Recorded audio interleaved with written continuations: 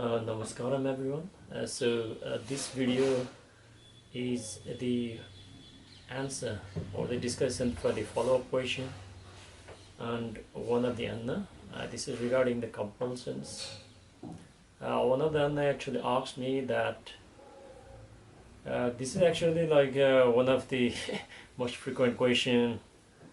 So whatever I'm going to discuss, you should not be taking this as any spiritual guidance or any instructions or anything, and it is not a replacement for your sadhana. I'm just discussing this because this has been useful and helpful for me in my experience, and whatever I'm going to share is based on my experience and based on my understanding. This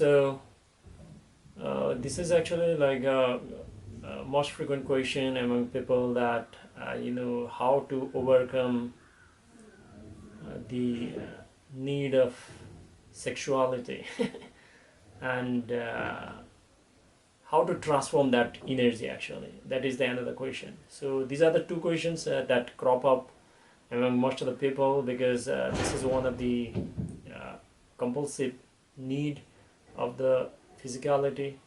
So in the scriptures and even if we're aware, there are actually like 4 types of compulsions which you cannot actually drop technically for normal people. So these are the need for food, need for sleep, need for reproduction, and then need for self-preservation. So before we move into how to overcome and how to transform, we need to understand that the sexuality itself is not a bad thing. It is actually a feature of your body to keep you alive, because whatever is happening to us, what we experience as a life, is product of sexuality. You cannot ignore it, and because of some taboo in the society, just because people think it is bad, it actually is stuck in the mind of the people. That is where I discussed that in the mechanics of the compulsions, that the more you want to reject something or suppress something, unconsciously it actually becomes more and more problematic. So before we move ahead, we need to understand what all this is all about. So people try many tricks. They try to live alone. They want to avoid the company of the opposite sex. They want to suppress their sexuality and everything. But how much you try, you'll not be able to overcome that quite easily unless you don't have the deeper understanding what this is all about. Only the gnana, or the perception or the understanding on the matter, can actually help you towards liberation. So what actually happens is, as we go to sleep in the morning, we don't wake up because we want to. We wake up because there is enough energy, because what we call as a sleep is a regeneration process for the body. So when we wake up in the morning, we don't wake up because we want to wake up, but now the body is fully charged and it comes back to activity. Similarly, if you have enough energy in your body, you'll have energy available for reproduction. And we might forget that we're going to die one day. We might forget. But the body never forgets. The body knows that it came with the expiry date. Because of that reason, whenever the energy is available, it wants to make you as sexually active as possible. Once you have enough energy, it will propel you towards reproduction because it knows it is going to die. So the only chance it has is to ensure that somehow you find a mate and reproduce, and the species continues. So the body is not interested about what you think is good or bad or anything. Good and bad does not have any existential reality as such. So the body knows it is going to die, so it wants you to reproduce. So it is pushing you towards the opposite sex. That is how it actually works. So if you have enough energy in your system, it builds up, and if it does not find an expression, it will explode into certain kind of perversions and everything, if you are looking from the context of the sexual energy. So if you look from the perspective of modern science, what it says is, if you retain your sperm or your seed of life for at least 8 days or something, the testosterone level goes higher, and it will actually make you more risk taker. It is going to make you because it actually increases. It says the testosterone level, the testosterone hormone level actually peaks around 8th day, and that is where even if you try to avoid women or something, it is said that the females actually get attracted towards you because of that hormone intuitively. And not only that, if you look into the yoga, what yoga says is the food you consume goes through different processes. It goes through 7 different phases, which are known as the saptadhatu. For example, it will become a blood, bone, flesh, fat. I'm just giving you a different example, but they actually goes in step-by-step process, and it will become bone marrow, and finally it becomes sukra, which is known as the sperm or the seed of life. So what Ayurveda says is it actually takes around 35 days to produce the pure highest quality of sperm, and it is also said that the people who retain it that time, and then once that is being used, they can actually create a superhuman child. So these are the different things that has been recorded by modern science as well as the Ayurveda. Now the question comes, let's say you don't want to expand or waste the fluid. Now the thing is, if you have too much energy in your system, or what we refer as a prana in your system, you cannot actually sleep. So it needs access. You cannot hold the energy forever. So if you have too much energy, you cannot sleep. So because of that reason, people who rest entire day, it's very difficult for them to sleep. So the question arises that how to make use of this energy for the higher possibilities.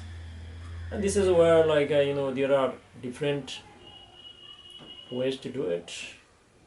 Like I said, the understanding is very, very important. We should not take the sexual energy as wrong, because whatever you see around is almost sexual energy only. The flowers that are blooming is sexual energy. The trees, the fruit itself is a sexual energy, because the seed within it actually holds the power to even make the entire planet green. So we should not take it as a wrong thing or right thing or anything. It's a certain possibility.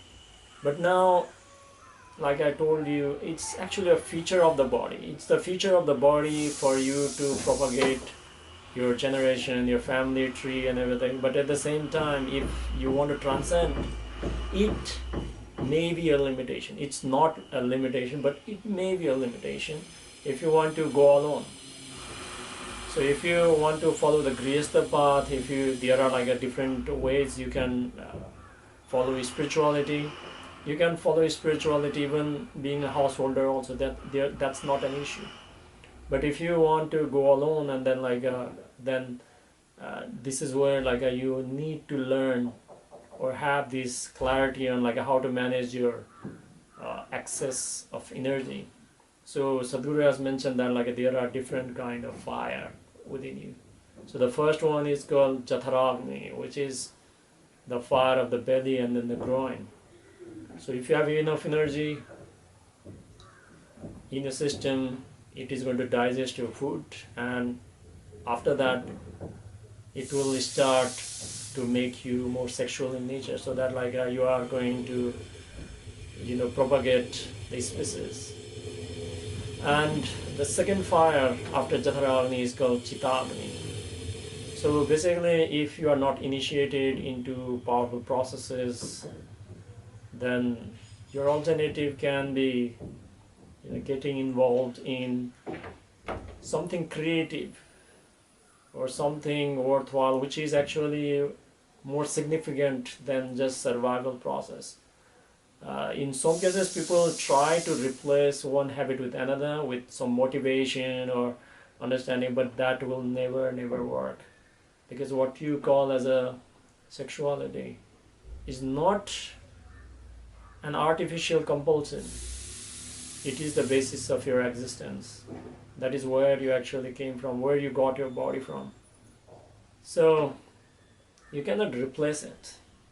You cannot replace it, unlike the alcohol, drug, or any other, or mobile phone, or all these different kind of the compulsions people have. But because of this reason, you cannot actually replace this. For example, somebody will say that, okay, you go to the gym, exercise and all those kind of things. Yes, if you are naturally like going to the gym and doing exercise and everything, it's good. But if you are naturally not inclined to do that, now if you have to do it through motivation and everything, slowly you will fall back into the same place. You have not gone anywhere. So motivations will never work. You need to have a clarity, and what we refer as a Chitagni is basically you want to know more beyond your body. You want to know what all this life is all about. You want to understand things and everything. So through intellect and intelligence. So because of that reason, if you are not initiated into any spiritual practices or something, then the best thing you can do is you can do something that is worthwhile, that is something larger than your own life. For example, you can do volunteering, you can take up some cause, or build up a business or something also, which is going to engage you in some case, which actually means something to you. For example, a creative ways is also something, because when people who are into art or music or something, they even forget about food or something, because a food, like I said, is the survival process, or going to excretion or something. So this is one way of dealing with this. But now even after that you have got excess energies within you, which tends to make you more attracted towards the opposite sex and everything. Now this is where a Kriya Yoga will come into the play. If you have been initiated into Isha, then there are initiated into Shambhavi Mahamudra, which is taught in the inner engineering class. It also helps you in certain extent, but since the program is open to everyone and not the hardcore people, because it is suitable for all the householders as well as the hardcore seekers, or self-proclaimed hardcore seekers.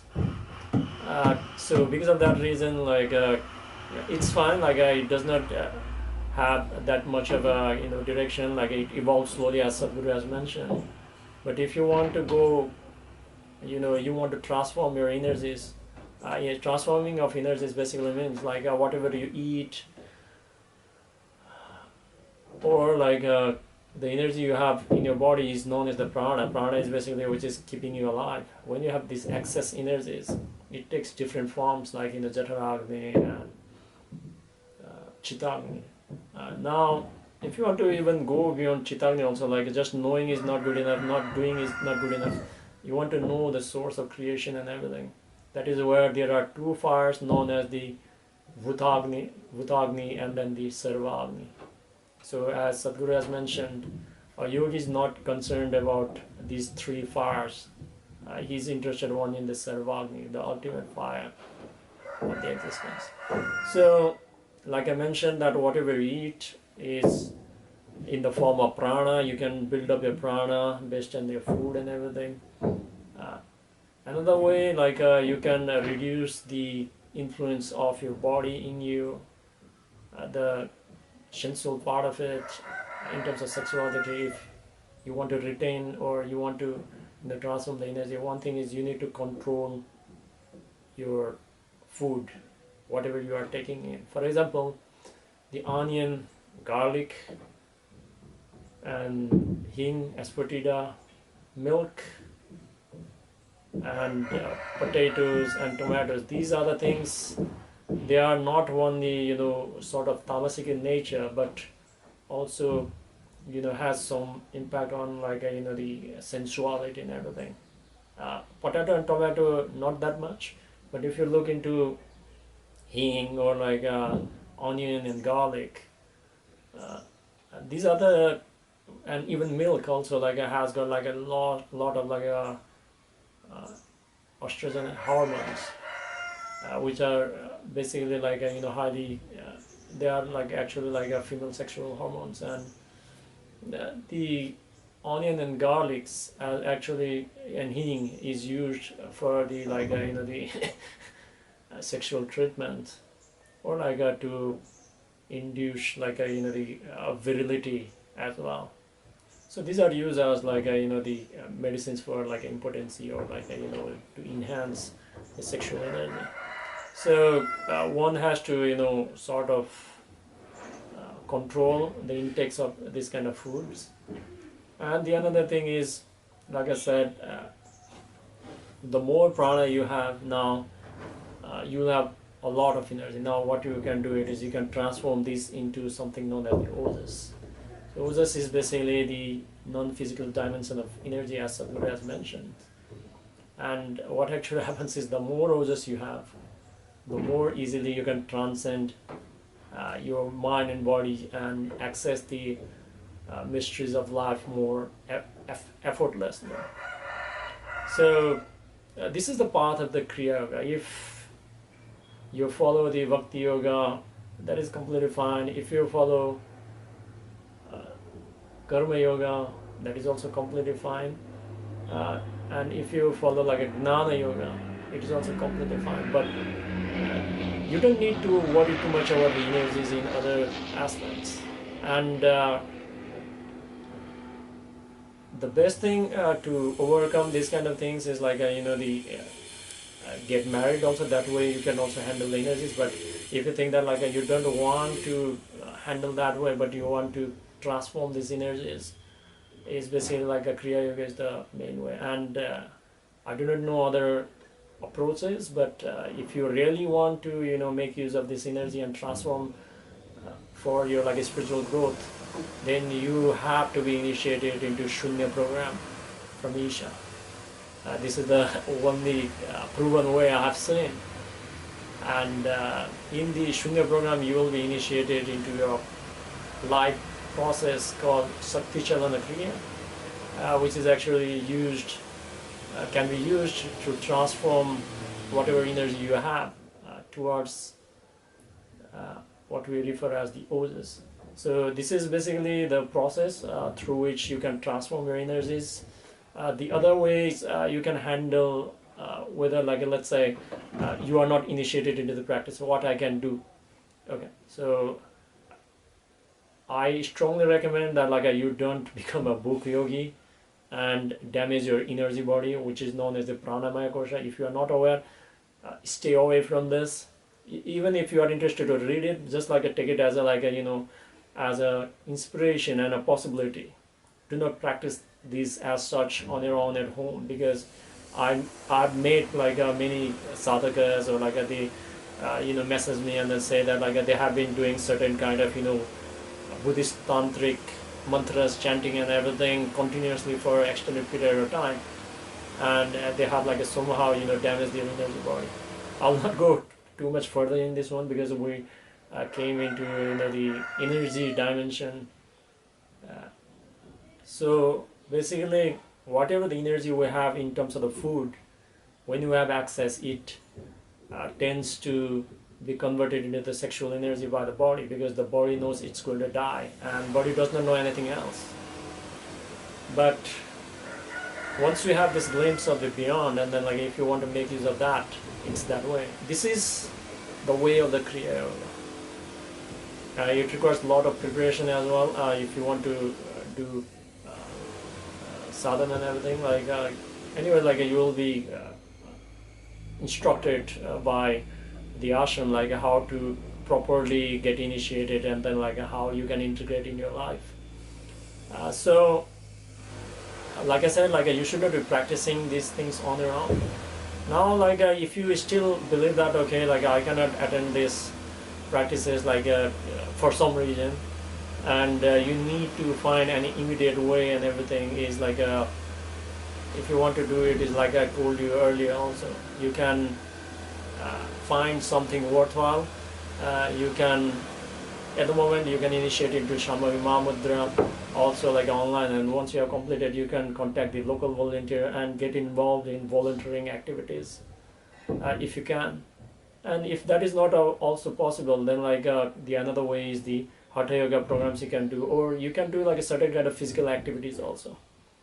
It's very, very important that you exhaust all your energies in a day. If you cannot transform it, if you can transform your energies, that's a different thing. I'll not go into too much subtle dimensions here. But whatever energy you have, if you don't exhaust it, you cannot sleep at night very easily. That is the main reason. So that's why Sadhguru says that when you go to the bed, you should just die. And when you wake up in the morning, you are completely regenerated, because time and energy are something which you cannot hold on to. You cannot hold on.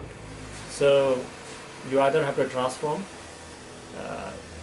or you have to experience it.